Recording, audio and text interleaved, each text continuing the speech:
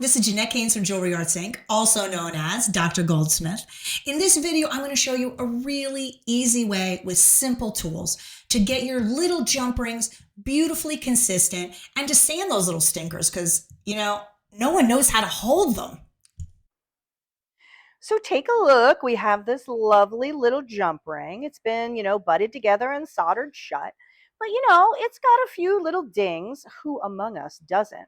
The fact of the matter is, no matter how perfect and round you make your jump ring, when you start, by the time you butted it together and soldered it shut, it probably looks a little lived in. So I'm going to show you what we do before we solder it on the piece because I want all my jump rings to look beautiful and round and pretty. Are we live? We're live. So I'm going to torture you all with something that I just tortured everybody in the studio with. Then I was an apprentice. We didn't have the hex anvil, this lovely little tool here. We just had an ugly piece of steel with holes drilled in it.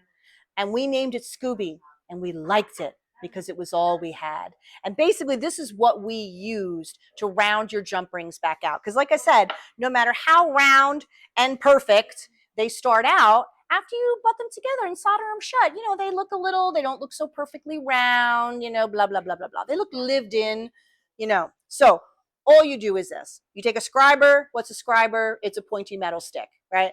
That's it. I'm going to put it inside my little jump ring like so. And then, as you see, of course, mine's nice and rusty. Treat your tools nicer than this, people. But you see how it has a bunch of different holes and the other side even smaller, right? So I just find the hole that the jump ring won't sink down in, but the scriber goes down in. Do you see what I mean? So like this would be a perfect size, like so. That would still work. If your hole was too big, you know what I mean? It would sink down in there and you really don't want that, okay? So put it here like this and watch this high-tech method. You give it a couple little taps and it's going to round it back out, right? Maybe I'll give it one more little smack. Now, for this particular project, we literally have one jump ring, right? But a lot of times you've got a bunch. And there's the whole thing too, but I want them to then be stretched all the same size. Again, even if you started out with them perfect. So of course I didn't lay it out, but if I had my Sharpie, which in theory is always right here in my hand, once this one's beautiful and round, I just put a little Sharpie mark on the scriber. And then I go through and just, you know what I mean? Smack, smack, smack, till they're all nice and round again. It takes you like a minute. It takes no time at all, but it makes such a difference. And this is what we do here. And you don't have to make your own like we did.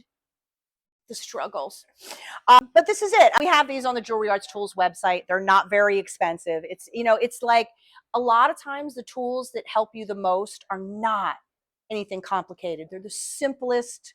I mean, a pointed stick, and as I'm always tormenting everybody with, what is a hammer but a rock and a stick strapped together? You know what I mean? So this is how we get everything beautiful and consistent. And I'll tell you something else. Would you mind terribly grabbing me a piece of that green paper, that micron paper? Because here's something else. You might be saying to yourself, well, that's all good, right? How am I supposed to clean up this little shit? You can't hold on to it. Well, what I do, I tap, tap, tap, right? Leave it on the stick, That way I can hold on to this little bastard, give it a little zhuzh.